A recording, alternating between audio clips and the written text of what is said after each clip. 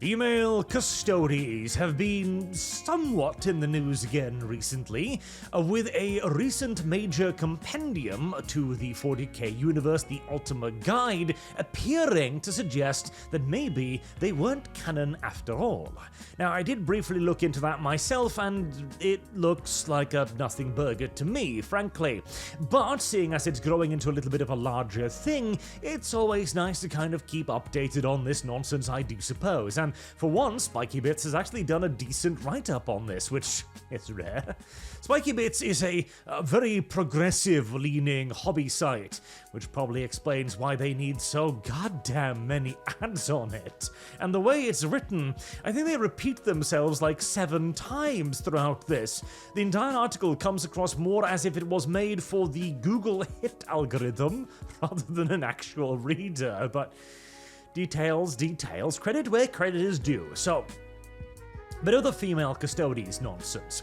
The female Custodes were, of course, introduced sort of kind of in this little lore blurb here, not quite like Spiky Bit says with this announcement. Warhammer 40k universe thrives on surprises, and a few have been this impactful honest conversation starting this Games Workshop announcement of female Custodes. When the news broke, it wasn't a casual update tucked away in a forum post. Oh no, this was a lore-altering bombshell delivered with all the subtlety of an orbital strike. Not really, it was actually that subtle. This part of the codex came out before the codex actually was released. It was a leak where there was apparently a female Custodes, and a lot of speculation then arose. Is this simply a mistake? Did they screw it up? Did they get in the wrong pronouns? Is it a spelling error, as those do happen with frightening frequency in GW's codexes? And then, GW responded, since the first 10,000 were created, there have always been female Custodes. A massive case of utter and unrepentant gaslighting. It's like, they've always been there, we've just never talked about them, never written about them, and never made any art or models about them. Trust me. Nonsense. Of course not. This was revisionist nonsense of the highest order. But then, in the Ultima Guide to Warhammer 40k, affiliate link, when that hit the shelves, it appeared to no longer mention female Custodes. It's in here, dozens of other sub-organizations, brotherhoods, and groupings run through the order. Now, this was leapt upon by quite a few people to suggest that GW had decanonized the Custodes. Unfortunately, that seems extraordinarily unlikely. What has happened here, as was, well, not really kind of confirmed, but hinted at by Gav Thorpe, yes, of course there are female Custodes. Not every miniature is included, and I don't recall exactly, but we may have already finished that section when the series miniatures went public. Incidentally, I don't know what the hell Gav Thorpe is on about here. To the best of my knowledge, there still aren't any female Custodes miniatures. I'm pretty sure on that, so I don't know what he's smoking. But then again, Gav Thorpe, I think, hasn't actually been employed at GW for what, damn near a decade now? He still writes for Black Library, mind you, but that's not the same as actually working for GW itself. What has almost certainly happened here is that GW, who, in my opinion, frankly don't give a shit anymore about their setting, simply forgot. I know that sounds remarkably unsatisfying, but I think this is simply just the authors writing 40k lore as they know it, the old pre-pandering lore, and then they go like, oh shit, right, God, we're pandering to inclusivity, we forgot about the female Custodes here, darn it. That's almost certainly what happened. It's kind of reminding me of another thing that happened as well. Star Trek Discovery was erased from canon. Not quite. See, we've kind of arrived at a point where all of these settings have multiversal continuities now, but not out of actual intent, but rather simple incompetence. No shit. The Star Trek Discovery thing was decanonized, quote-unquote, in the lower decks, I think, and so now it's technically a part of the Star Trek multiverse, and there is a multiverse Star Trek, as there are very different dimensions where things have deviated historically and so on nonsense. And GW, of course, have previously said that everything is canon, but not everything is true, which was a lazy way for them to excuse forgetting about their own lore. And we've had plenty of examples of this as well, where the Ultramarines, the 8th Legion Astartes.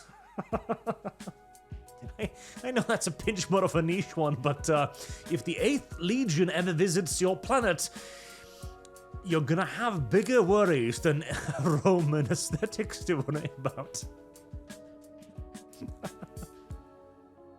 But anywho, the whole everything is canon part is obviously bullshit. It is an excuse to come up with for when they actively fuck up. And to be fair, Discovery was a very large fuck up, and if they do choose to fully decanonize it, that would be the correct move. But if they were to do so, they should make a big song and dance about it, rather than kind of sneaking it in somewhere. Honestly, the best way for these companies to get back in the limelight is to pull a full-on Peter Molyneux.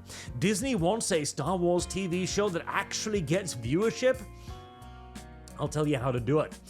Come out and denounce everything you've done for the last 10 years, vociferously and vocally. Take a pine tree-sized shit on the Acolyte, and do not stop defecating until it is buried, until you no longer see bubbles from beneath the soil or hear sucking noises. That will bring people flocking to your new show if you promise to do everything the opposite of that you've been doing.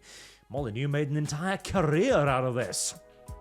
But again, that's almost certainly what happened with the female Custodes here. They simply forgot. When Games Workshop revealed the inclusion of female Custodes, many fans gave them a resounding cheer. Not just because it was a bold move, but because it felt like the galaxy finally had room for more representation. As that is, of course, the argument here, the representation one. We've covered this previously. We've been told by the progressives in the 40k community themselves that this is not about representation. They could probably not even define the term if you asked them. It is about political influence and force over GW. That is all it is. Which is why you have nonsense like this as well. Let's settle the debate. Why do female Adeptus Custodes work within Warhammer 40k lore, while the concept of female Space Marines continue to spark heated arguments? I don't think they do work. The answer lies in the fundamental difference between these two factions, their origins, and how they operate within the grim dark galaxy. Let's talk about how these powers that create the Space Marines are essentially the Imperium's mass-produced gene cell seed-dependent warriors. Mass-produced. I feel as if we're abusing that term somewhat here. The transformation relies heavily on a process that involves implanting genetically engineered organs into adolescent recruits, specifically male ones. The reliance on male hormones and psychology is baked into law, making female Space Marines an unlikely prospect. Custodians, however, are a completely different story. No, they're not. And here we have the Sisters of Sin yet again, by the way.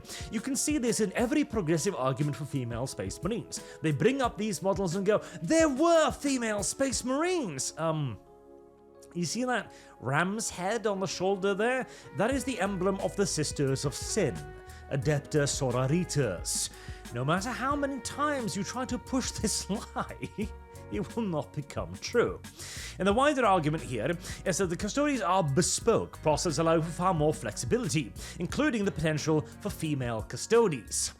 But why is then the resounding question. If the Custodes are intended to be the absolute peak elite human warriors capable, why would you choose a female?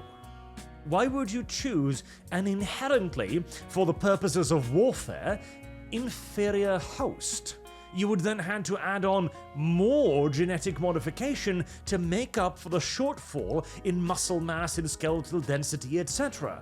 Why would you do that? Is it even possible? And if it is, if you can simply just add on more muscle mass, why aren't you doing this already? If you have the ability to make up the difference in muscles between a male and a female, which is significant, mind you, with additional genetic modification, why not take that difference and just plop it onto the males and make even super soldiers? Ironically, why aren't you primarising this if you have the ability to do so? And obviously, they don't. This isn't an argument for female Custodes. It is a post hoc rationalization for going, oh, that's how they could totally do it. No, it's still silly. It remains dumb even to this day. And why were they introduced? Well, Games Workshop was making a move towards inclusivity across its Warhammer properties. That's all you need to know. It was introduced for DEI reasons, which is why it is not going to be written out in a single sentence. If and when it is removed, which almost certainly it will not, it will happen one out of two ways. Either it will happen because the company literally gets murdered by DEI and dies, or two, they will make a big song and dance about it, because we will finally have arrived at a point 10 years in the future where DEI will be viewed as an absolute evil. You know how they denounce sexism, racism, all that nonsense today, right? When Dungeons & Dragons put out a statement that the old versions of D&D that Gary Gygax made would not pass inclusivity review today, well, we're going to have those, but in reverse. We are going to have companies reading their own source books like this and cringing like, oh god, we used to put cringe communist politics into our stuff. We were such silly willies back then. Please continue purchasing our product. That's how they'll be written out, not in a simple overlook by this. So, whilst I understand the initial excitement of what appeared to be a removal of female Custodes, Occam's razor suggests the opposite, and unless I see an official statement by GW on this, which I don't think we're going to be seeing anytime soon, yeah, they're probably still canon. Does that mean you need to like them? No. Does that mean you need to accept them? No. I still haven't accepted Primaris Marines, nor ever shall I. But there you have it.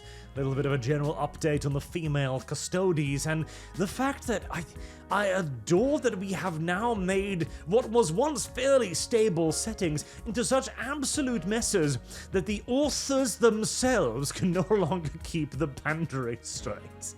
That is the most interesting and amusing takeaway from all of this. Anyways, until next time, I have been Arch. Thank you all very much for watching, and I do hope to see you all again soon. Till then, have a good day.